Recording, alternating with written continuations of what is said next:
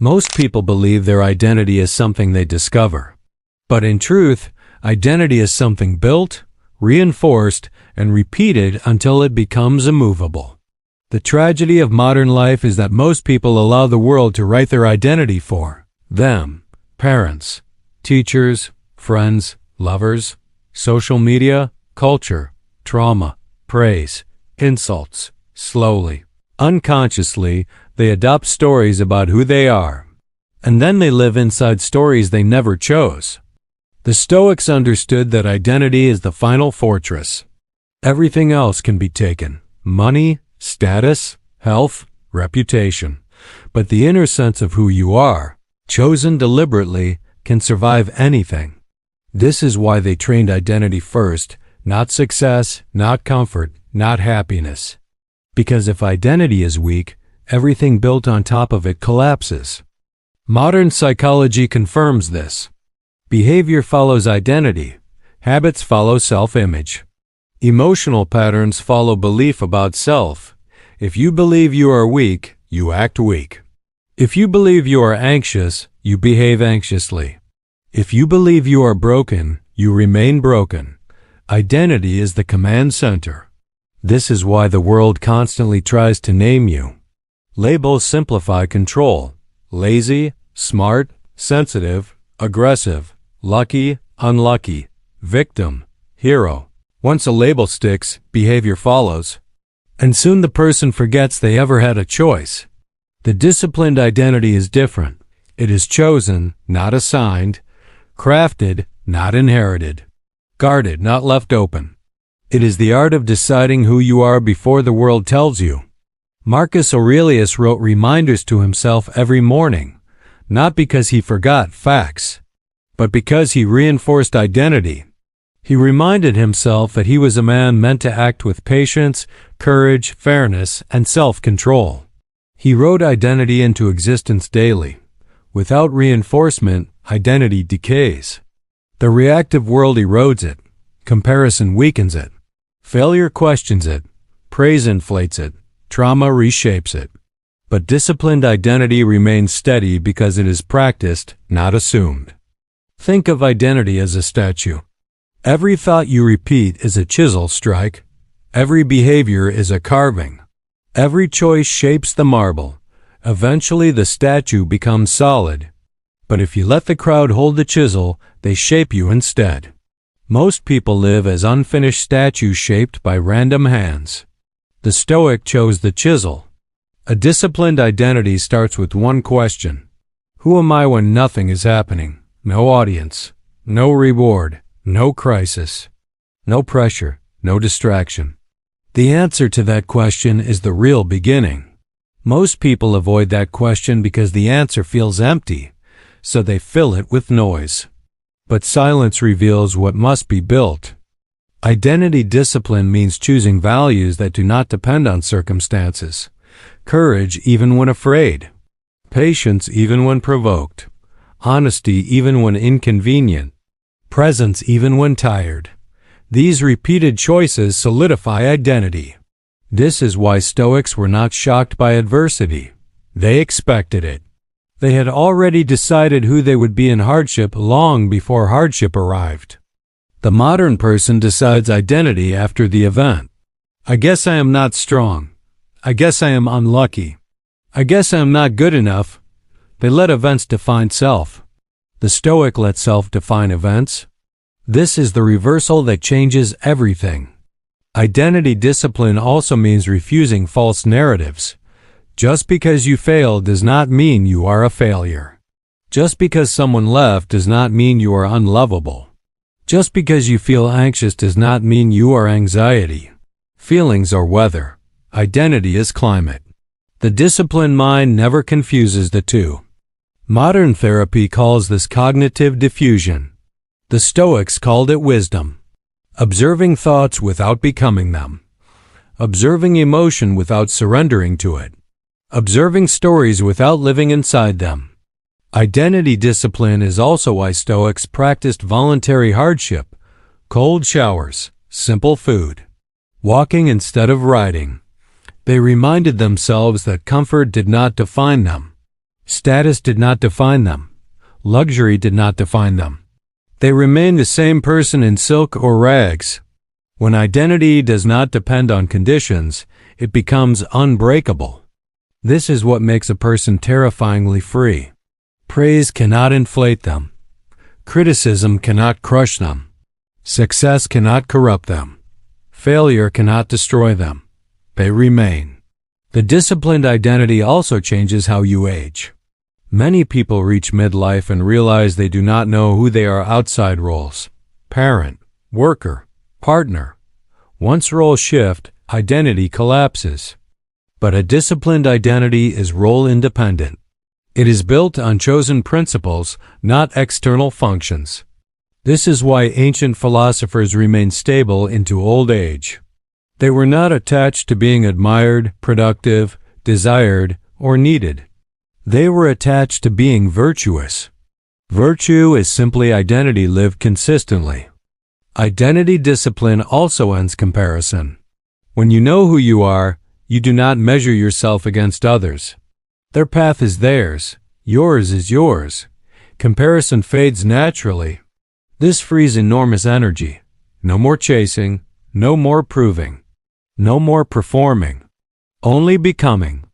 The disciplined identity also makes decision-making simpler.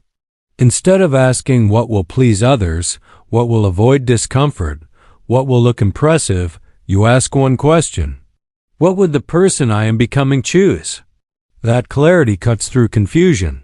Every choice becomes a vote for identity. Over time, identity solidifies through action, not intention. Not inspiration, not motivation. Action, small daily acts. Quiet repetition. Unseen consistency. This is why the Stoics valued daily practice more than philosophical debate.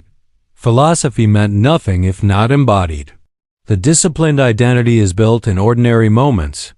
How you respond when tired, how you speak when irritated, how you act when nobody watches. These moments define you more than dramatic events.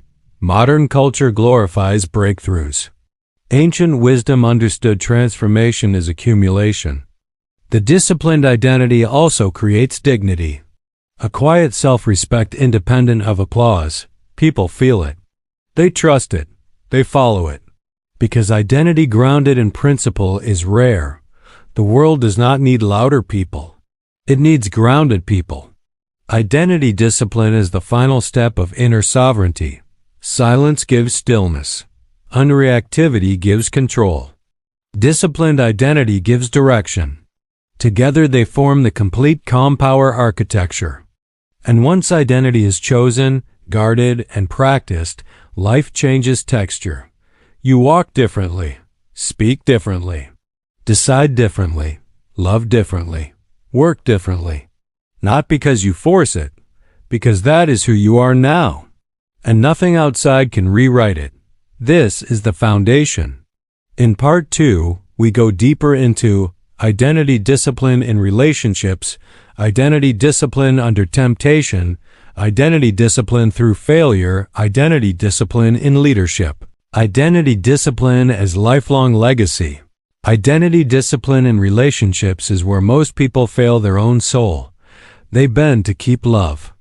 They shrink to avoid conflict. They perform to be accepted. Slowly, they trade authenticity for attachment. And one day they wake up beside someone and realize they have disappeared inside the relationship. The Stoic never allowed this. They loved fully, but never at the cost of self-respect. Their identity was not negotiable. A disciplined identity knows the difference between connection and dependence. It chooses companionship, not captivity. It gives love, not submission. It listens, but does not surrender inner truth. This creates relationships that are stable rather than desperate, bonded rather than entangled, free rather than fragile. When your identity is solid, you do not chase people who do not see your worth. You do not fear being alone. You do not betray your principles to keep someone close. This quiet self-loyalty becomes magnetic. People trust those who stand firmly in who they are. Identity discipline under temptation is another battlefield. Temptation is not only substances or indulgences. It is the temptation to lie when honesty is hard, to quit when persistence hurts, to betray values for convenience, to abandon discipline for comfort. Every temptation whispers the same message. Be someone else for a moment. The disciplined identity answers calmly. I already know who I am, and because of that, temptation loses half its power. You are not resisting with willpower. You are simply staying loyal to self. Modern psychology shows that the strongest behavior change comes from identity-based habits. Not I want to quit, but I am not the kind of person who lives that way. Identity-based decisions feel natural, not forced. The Stoics mastered this long before science explained it. Identity discipline through failure is where true character is revealed. When plans collapse, when effort goes unnoticed, when rejection appears, the undisciplined identity breaks. It turns failure into a verdict on self. I am not good enough. I am not capable. I am not meant for this. And the story becomes prison. The Stoic identity does not interpret failure as definition, only data, only feedback, only training. They remain the same person whether praised or ignored, whether winning or losing. This steadiness makes them resilient beyond ordinary measure. Failure then becomes a workshop, not a courtroom. Identity discipline in leadership is what separates influence from authority. Many people seek leadership positions. Few become leaders. Why? Because people follow identity before strategy. They follow presence before plans. They follow those who know who they are.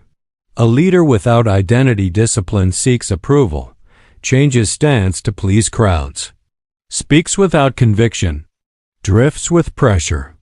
But a leader with disciplined identity stands firm in storms, listens without losing center, decides without panic, apologizes without collapse, acts without arrogance. This stability becomes trust, and trust becomes influence. Identity discipline also protects against corruption. Power changes people who have no solid self. Fame changes people who have no rooted character. Money changes people who have no internal compass. But when identity is built on principle rather than circumstance, external changes do not distort inner shape. This is why ancient philosophers warned that the untrained soul should not seek power. Without identity discipline, power magnifies weakness. With identity discipline, power magnifies virtue. Identity discipline is also legacy. Most people leave behind possessions, titles, achievements, memories. But the disciplined identity leaves behind something rarer, an example, a standard, a way of being that others imitate. Children copy presence more than instruction. Teams copy attitude more than policy. Cultures copy leaders more than slogans. Identity is contagious. This is why the Stoics cared less about being remembered and more about being right in the present moment. They trusted that right being creates right ripple. Identity discipline also ends inner conflict. Many people live as divided selves. One self wants growth, another wants comfort, one wants courage, another wants safety, one wants truth, another wants approval. These inner wars drain life force. The disciplined identity chooses one guiding principle and aligns all inner voices toward it. This brings inner peace. Not because struggle disappears, but because direction is unified. This is the calm center of self-command. Identity discipline also changes your relationship with time. You stop chasing urgency. You stop fearing delay. You stop rushing evolution. You trust steady becoming. You allow growth to be gradual, rooted, irreversible. The Stoics called this working with nature rather than against it.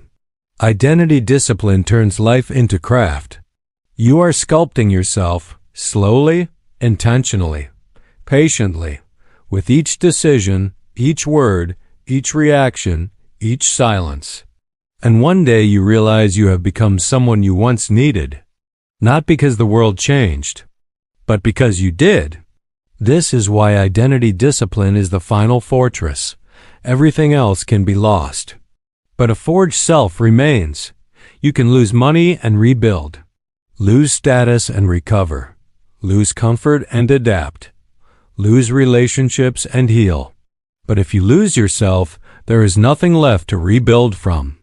The disciplined identity prevents that loss. This is the deepest work, the quietest work, the most important work. Silence builds inner space. Unreactivity builds inner control. Identity discipline builds inner direction. Together they form the Psychocalm path, a mind that is still, a heart that is steady, a self that is chosen. And once chosen, no noise can drown it, no insult can shake it, no chaos can rewrite it. You become the author of your own being, and the world adjusts accordingly. This is the end of topic number 10. The foundational arc of Psychocalm is now complete. Silence, unreactive mind, disciplined identity. The inner trinity of unbreakable calm. When you are ready, say,